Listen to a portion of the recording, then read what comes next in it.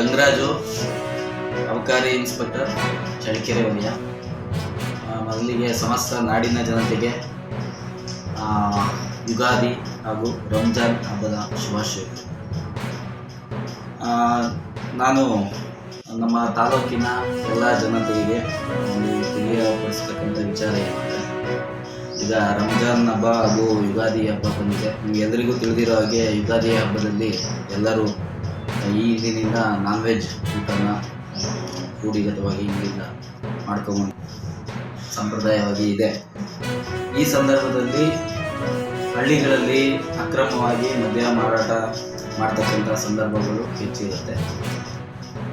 ಈಗ ನಾವು ಜನರ ಒಂದು ಎಲ್ಲರೂ ಖುಷಿಯಿಂದ ಹಬ್ಬವನ್ನು ಆಚರಣೆ ಮಾಡುವ ನಿಟ್ಟಿನಲ್ಲಿ ಯಾವುದೇ ಸಾರ್ವಜನಿಕರಿಗೆ ತೊಂದರೆಯಾಗದಂತೆ ಸರ್ಕಾರ ಏನು ನಿಯಮಗಳು ಇದೆಯೋ ಆ ರೀತಿ ನಮಗೆ ಲೀಗಲ್ ಆಗಿ ಏನು ಅಂಗಡಿಗಳು ಇದಾವೋ ಅದರಲ್ಲಿ ಕೊಂಡು ನೀವು ಸರ್ಕಾರದ ನಿಯಮಗಳಂತೆ ಬಳಸಿ ನೀವು ಹಬ್ಬವನ್ನು ಖುಷಿಯಾಗಿ ಆಚರಣೆ ಮಾಡಬೇಕು ಅಂತ.